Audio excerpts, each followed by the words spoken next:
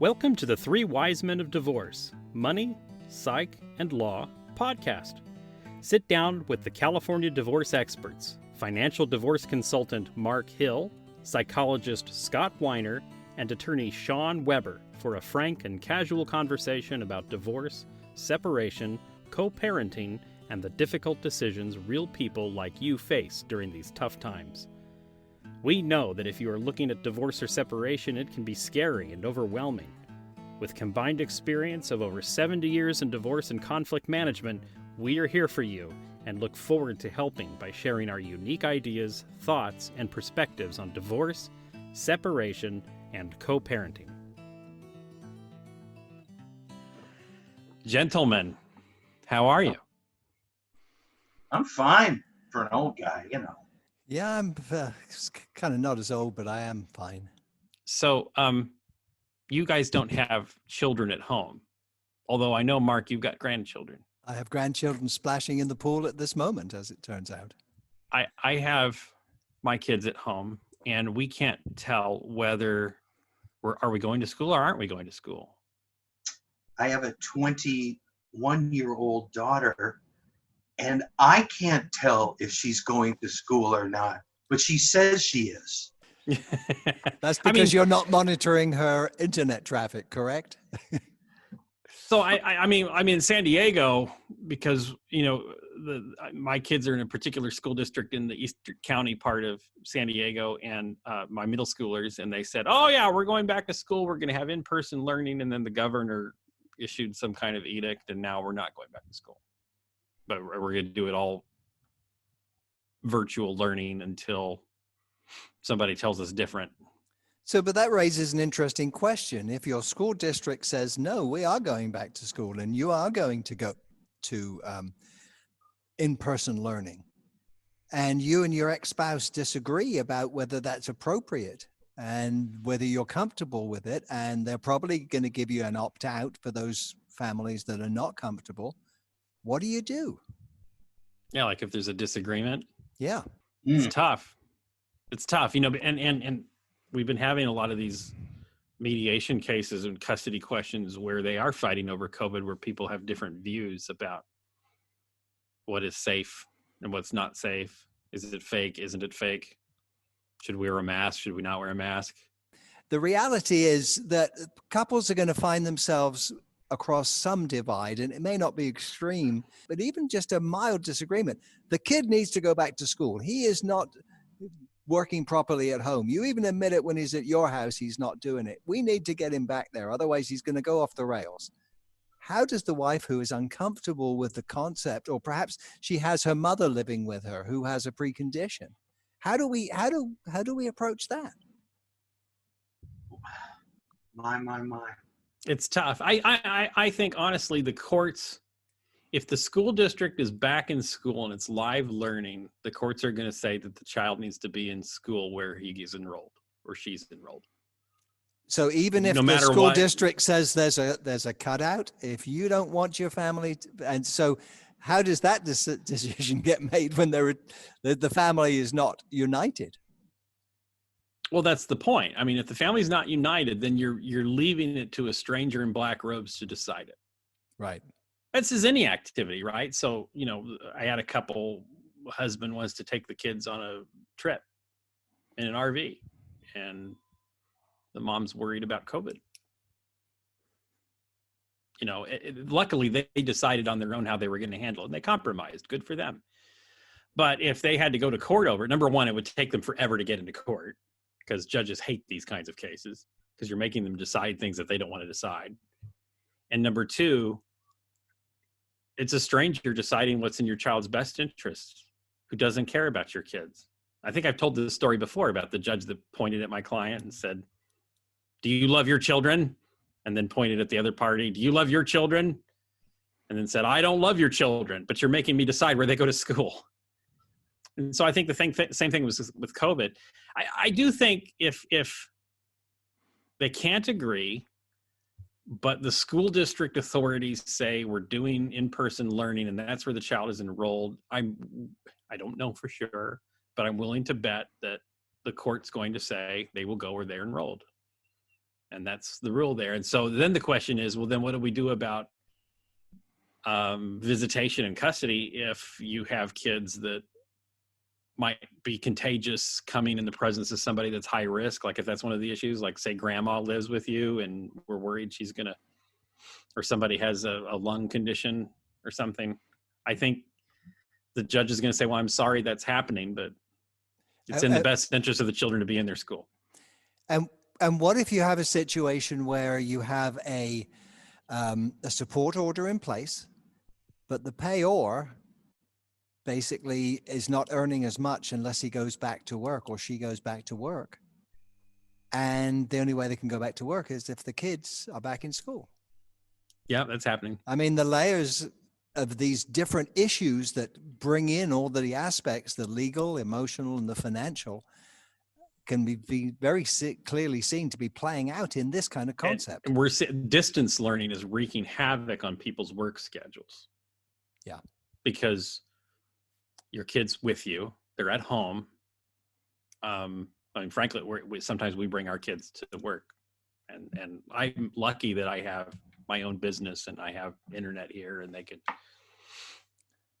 sign in one of my conference rooms that aren't being used because nobody's meeting in person. But yeah, I've had clients, and I'm sure you guys have had them too, who are like, I don't know what to do because I have a job, but my kids can't go to school. My son says he works till 4:00 in the morning quite regularly. Yeah. I mean, people were really relying. I mean, our family's like that. We're really relying on the school schedule. Somebody's going to be caring for your child from 7 in the morning until what, 3:00? And so you can count on that. And then maybe if you're working later, you'll have extended care. And people were really counting on that. It became part of the fabric of our society. And now what you've got is that's gone now. What do working parents do if you got young children? I don't know the answer to that. Well, my son hired someone to come in and take care of a nanny, and that worked great for 3 weeks. Then the husband, who works in a bank, has now got to go back into work and meet the public on a daily basis, and now they're uncomfortable with her coming over every day because he's exposed to numerous people. He's been required to return to work. Wow. Yeah. And you a first impression in my lifetime. I've never seen anything like this. I mean, this is such a wild card. I suppose the only thing that I can imagine similar is the kinds of decisions people need to make in areas, for instance, that get wiped out by a hurricane or something like that, where there's just no built-in adjustment for regular life. And it's almost like it's going to take some number of months. I mean, again, not being political, but that terrible loser, Anthony Fauci, says that we're probably going to have a vaccine in early 2021. You know, until we have herd immunity through vaccination or exposure, whatever the hell else happens, you know, these things are not going to self-settle. And the reality is that a successful vaccine, do you know what percentage of immunity it can, that this is the in other words, the threshold for success? Tipping point, yeah. Is 50%. 50% is a successful vaccine. Well, that means half the people that take it are not immune and are at risk. Now, hopefully we'll have multiple vaccines that will impact other people because of all the people working on it. But we could be, the point I'm bringing up is we could be in this, if a vaccine doesn't work effectively, we could be having this same conversation 12 months from now. Well, totally.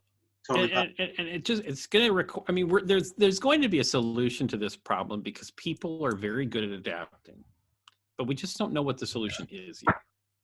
You know, I tell people, we don't have any case law on this. There's no statute on this. There's no case law about what to do when two parents disagree on COVID safety. We just don't. Yeah. Okay, so we're going to have to adapt. We're going to have to find a way. And we don't know what it is yet. So what are the choices in finding a way? Exactly. Well, there you go. So- I don't think the courts are a viable solution because the courts don't know. And also, it's hard to get a hearing, isn't it? Yeah. Yeah. It's harder. It takes longer because they're so behind. We can imagine factors. We can imagine a gradient in safety, most safe to least safe. We can imagine a gradient in terms of functional ease from easiest, as in the kids go to school, people go to work, we do our best, down to the most constricted, but again, probably the safest, which is everybody really quarantines and continues to do so. And then there's the vulnerability gradient. We go from geezers like me, who are supposedly at extreme vulnerability, down to young whippersnappers like you, Shawn, who are probably like just an aging child. So you're probably all right. So we've got all of these huge variables and no case law to lean on. No guidance. Yeah, the last time we had to deal with this was when I was really young. I think 1215, when the bubonic plague took out Europe. Yeah, that's when you were 15, right? No, I was young. I was like a toddler. Well, I know you were middle-aged during the 1919 epidemic, so that would be about right. Yeah, I'm such a survivor. God damn it, I feel better than I used to, Well, going back to school raises issues anyway for co-parenting. COVID alone, right? Leave COVID out of it. It's, you can have differences of opinion about should the child participate in this particular activity at school. You can have differences of opinion on which school. I get the school district one in many mediations. Yeah, that comes up a lot, and judges hate to decide those. Sure. Well, the one where the judge was pointing his finger at my client, that was the issue, was which school. It was two very expensive schools, very expensive private schools, both of which were more per year than my JD cost me. And the judge didn't want to figure that out. Who cares? And was that in San Diego County? Yeah. But I mean, one was this very expensive Montessori program, and the other was an expensive Montessori program somewhere else. And the judge didn't know what to do. What am I going to do with this? This is rich people problems, right? But sometimes it's difference between, one school district where dad lives and a school district where mom lives, and then they're fighting over. Well, then they're pulling in the test scores, and then they're fighting over whether the test scores really say anything and which test scores are important. I had an issue with religious. One wanted a religious education, the other wanted a secular education. Very hard to compromise on that. Well, I could tell you where that's going to go if the judge has to decide. I do too. I told him that. Public school. It's going to be public school. Exactly. Yeah. Yeah. I mean, if a judge has to choose between public school or a Catholic school, he's going to choose with a public school. Because he can't support a religion. This is two private schools.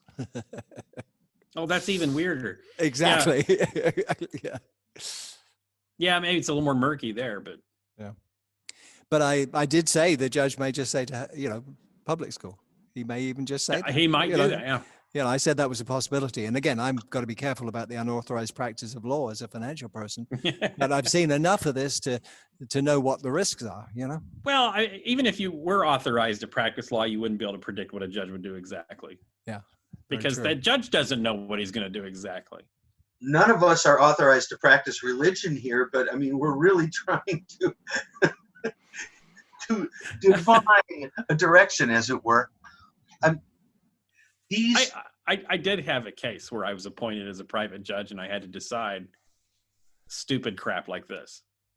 Yeah. And I remember as the judge just being furious that I was given this decision. To be put in that position. I've only ever once had to, I did it once, I'll never do it again. A couple couldn't agree about a final financial issue. It was all or none. It was not something where you could divide it. Okay. I don't have to go into details, but it was all or none. They said they both were so happy with my neutral work that they wanted me to arbitrate it and that they would accept the result. Yeah. Well, of course, I made a decision and one loved it and the other one hated me for the duration of the case. Well, you know? and judge, there's a commissioner here in town that does really good private judge work, and he says, yeah, do you really want me to decide this? Because I'm going to really disappoint one of you. That's I'm not a very going to good tell way you of putting who. it. I can't tell you who at the outset, Right. but one of you is going to be very disappointed. Do you really want to give this to me?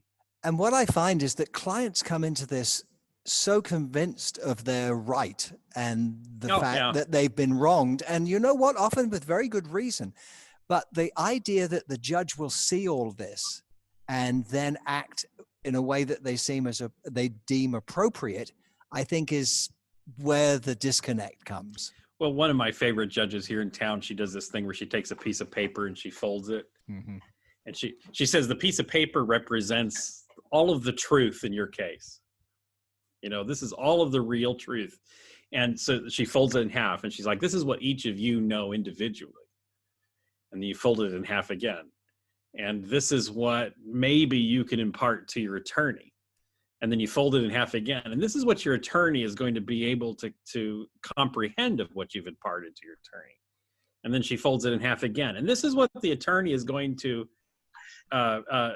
be able to present to the judge. And then she folds it again. And this is what the judge is going to understand of that and be able to base the decision. This very, so Moore's law, when you keep folding things in half, it's exponential how little you know. And so and that's absolutely true.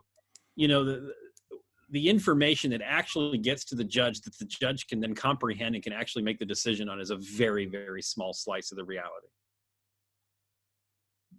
And so the moral of that story, sir, is don't lose control of your case. Stay in charge. Settle it. Go to a mediator. Go to a collaborator. Or at least explore that opportunity before you head down a road you can't get out of or get off. At least then you... Yeah. Even if it doesn't work, if you go, oh, there's no way my spouse would ever collaborate or mediate, she is impossible. Well, be surprised. Yes, try it.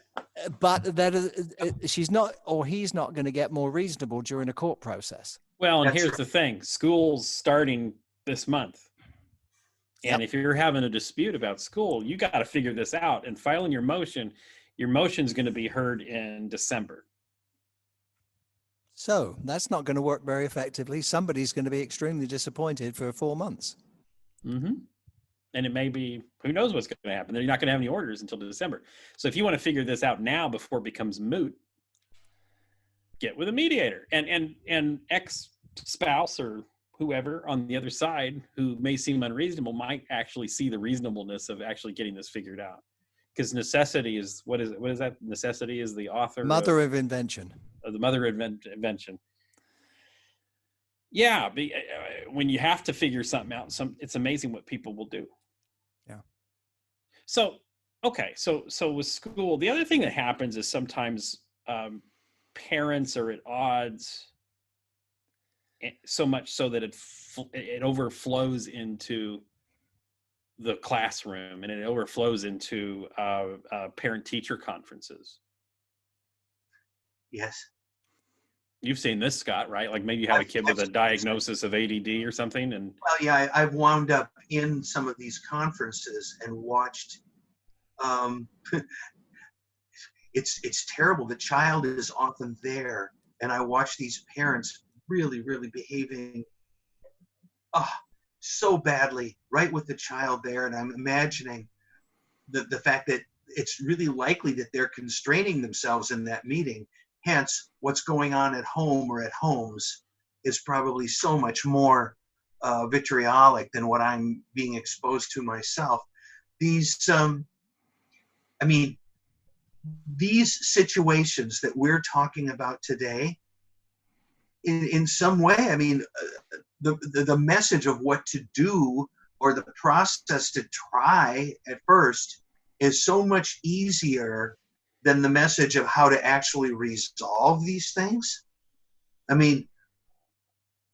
What if you've got these two parents, they're living in two different places, or one is moving toward one. They've got two perfectly good school districts. you can't split it. I mean, can you imagine? All right, so the child goes, that becomes Solomon's decision about, well, okay, I'll take the sword and divide the child in two. Yeah, you can't really do that with a child, can you? No. They're going to Not and stay out of jail. One school or the other, and it has been my experience that whoever is the pushier or more strident parent will often win these arguments. I have seen the child wind up at, and I don't operate as a private judge, but I've seen the child wind up definitely at a lesser school. Definitely at a lesser school, because the one parent who was pushing harder went, because the other parent maybe gives up.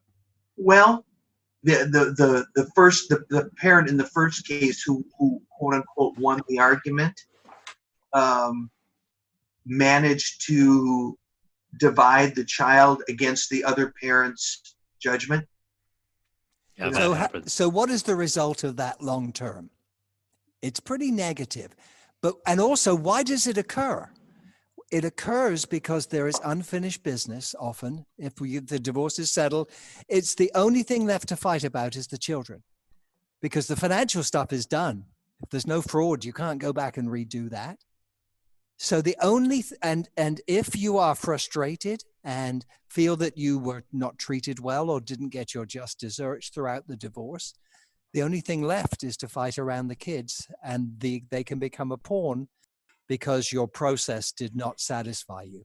I do happen to have a case in mind right now that it's way post-divorce, as in 1.5 decades post-divorce. And they divorced when this child was 2. And the battle is still going on, being played through this now 16-year-old child. It's preposterous. And how is that 16-year-old child?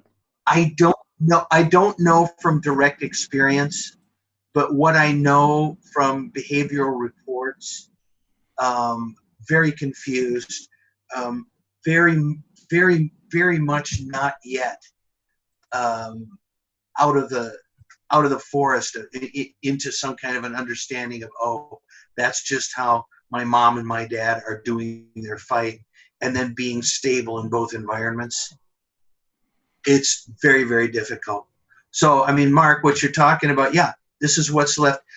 I don't think they're really fighting in truth about this child. No. They're just, one of the parents is really fighting the other parent and using the child as the connection sword to make the jabs across time and space. That's an excellent point that you're bringing up, Scott, and that is that some people become addicted to the conflict with the other's parent. Maybe they never really divorced this person in their minds. They still want to have a contact, even if it's a negative one. Well, this particular person, the parent that I'm talking about, was actually the one who instigated the separating, who was carrying on with a third part. It's like, yeah, but well, that happens too. So much jealousy, so much higher. The person who isn't acting through the child is a far higher functioning, truly honest, reasonable person, has stood on their head, to use the modern pronoun, to try to make things good and possible for the other parent. It's but this all emerges out of this discussion of, what about the parent situation with regard to school? And this child wound up at I'm going to say, maybe it's hard to put a number on it. This is impossible to truly quantify, but let us say one solid click less beneficial educational environment, especially for that child's capabilities and There would be much better programming at the other school. So, we've been talking about all these problems. I'm getting to the point where I'm ready to open a vein. I'm getting depressed again, guys. Oh no. But we gotta get Steve Martin to be the barber, right? Right. So, but what should people do? So they don't want to have this horrible fight. They don't want to have it. I mean, and this isn't everybody. I mean, there's some people, they don't have horrible fights and they figure it out. So what's the difference between the people that, huh? I mean, that's the problem. Some do want to have that horrible fight. It's not a good idea. There are high conflict people that just like fighting. That's true. But I think most people are happy to not fight. So what is the difference between the people that figure it out and come up with a positive, maybe it's a compromise, maybe they're not exactly thrilled with the plan, but they figure it out. What's the difference between them and the people that just keep fighting? Maturity and personality disorder. Well, I mean, that's a good point. If you find that you're constantly locked in a battle with your ex-spouse, some introspection may be in order. Oh, do you think? Right? I mean, and I know what will happen. This person will say to me, because they've been in my office before, well, it's the other person. If this other person wasn't such a horrible person. But I do think there's an important, I mean, you're half the and equation. All those horrible people at work, and all those people like in the line at Starbucks, all those total jerks, And there's other drivers on the freeway. Yeah, yes. and all these people that you're having these battles with, but there's one constant here, and it's you. Oh. But we do know the reality is that, as our friend Bill says, you would not say to a blind man, "Can't you see?" You mean Bill Eddy, the expert on high conflict personalities. Yeah. I always recommend to people his books. Bill Eddy, he's really good. You could search him on Google, and we ought to have him on this show. We should. But there are certain people out there with just high conflict personalities, and they they're a lower percentage of folks in the general population, but then when they love court, and then when they get into court, they live for that because it's a battle. They'd rather be a big part of the problem than a small part of the solution. But what about these folks that are not locked? I'm trying to make this positive, people, but they're locked into this battle. And then there's people that aren't locked into such battles. They figure out how to compromise. So what is different? I think one thing is they place the focus on the child, and they are able to understand the impact on the child, partly perhaps because it's just who they are, and they have the ability to place the needs of the child above their own needs. That's my take on it. This is a very old discussion. I mean, again, the Solomon story of well, if I divide the child, and then the one said, well, okay, give her the child. Right. The one that didn't want to cut the kid in half. That's right. Yeah. What I know that what we do in our mediation environment is we see people who have lodged themselves into these postures and positions. And our first step away from that logically is to teach them about the general interests that their positions are basically trying to defend. And then once you're at the level of interests, there's a lot more to talk about. Yeah. And it's like, it's done. This is the right way. Well, okay, that's one possibility. But that possibility serves a larger goal. What's that? Well, I want the best for my child. Okay. Now let's define that. Yeah. I always take people to very high level. I've talked to you about it before, Scott. It's the big rocks. Yeah. What are our big rocks? The things that we really care about. These no-brainer values. Like, I've not found a couple yet that wants their children to be unhealthy.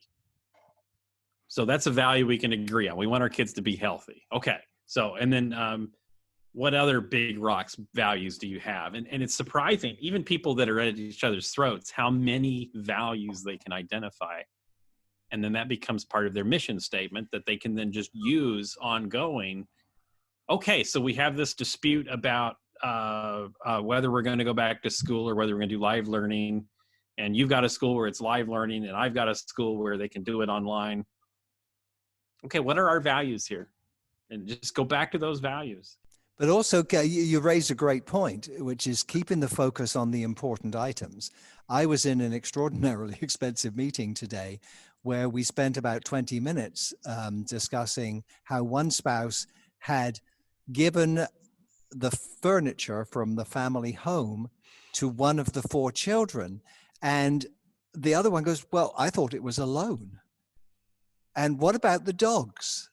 In other words, it became something that was a real bone of, that was playing out through something that wasn't helpful or relevant to them. So we were able to bring them back away from that, bring them back to a focus on what we were trying to do in the meeting. But it was incredibly intense for both of them, and I could see it. And it was so easy for them to get off onto that tangent that you can understand why people that don't have a team supporting them go off the rails and divorce goes so bad. So having a little bit of self-awareness, if you realize that you've had this conversation many times and it never goes well, maybe we should do this a different way. Maybe bring in the professionals, the Scott Weiners, who can help them have a conversation about their parenting in a different way than they did before. I'm resonating to Mark's story for a moment. Yeah. Mark, when those people are fighting in that way about those things, I'm hearing so loud that they're fighting about something else. You know, it's about not telling the other one what you're doing. In this case, it's about acting in a way that is perceived to be the right thing and good for the children from one standpoint, but seen as you made that decision without even telling me. And it might be a matter of allegiances too there. The furniture for one child. Well, what about my favorite child? What is she getting or he getting? It's like all of those things. It's like, although I don't think it is in this case. I mean, as we've come to know these, but it could be exactly, and I could be totally wrong. But no, it's really what happens when people don't work things out. Exactly. You know, and in this case, it's, well, you do all these things and don't tell me about them with our money, but I've done that for 40 years. So stop peeing on trees. It's not about territory. I've seen this happen a lot, and I'm going to sound gender normative here, and I don't mean to, but it's usually this way. You might have a mom who's been very involved in the kids' education. Dad's been going to work, and now the divorce is happening, and he wants to be involved in the education. And mom's like, well, hold on, this was my turf. It could be the other way around. I've seen it go both ways, so I don't mean to be sexist here, but in this particular case that I'm thinking of, mom was like, this was my turf, and now you never talked about their education. You never went to a parent-teacher conference through the whole marriage, and all of a sudden now you're second-guessing every decision that I've made. You're coming to the parent-teacher conferences. You're coming to the IEP meetings. You haven't been involved in the history, and I'm really angry that you're stepping on my territory.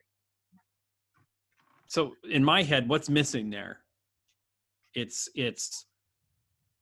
the concern is not about the child at this point. It's the two parents fighting over turf. Yeah. I mean, the dad in this case was just as bad. He's like, I'm going to assert myself, and I'm important, So, and he is important, but we have to find a way to do this so that it's about the child and not about our bruised egos, right? So the takeaway is what? The takeaway is that if you find yourself having these disagreements, think about what's your best outcome? What's the best solution you can have? And you may say, hey, I get all my own way.